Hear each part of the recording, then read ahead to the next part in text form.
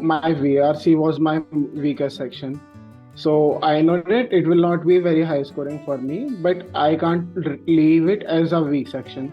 So what I just did, I read 2 passages every day, and while solving them, there are generally questions which are single choice. So I don't only give the first choice that I feel like, but I began that practice to give it as this will be my first choice as answer and this will be my second choice as answer. And what my main focus is to get as many of the questions in that 1-2 range. And once I have achieved the accuracy, then go with the 100% accuracy. So I think it worked brilliantly from scoring 15 marks in mock to I almost doubled it. I got around 31, 32 marks. Just by this, by simply making a habit to read and understand. For VARC, I had 3 plans. First was, if the VA is tough, go with 4 RCs. If VA is doable, 3 RC, 1 VA, and 3rd RC in the end, so that I don't get bored of reading.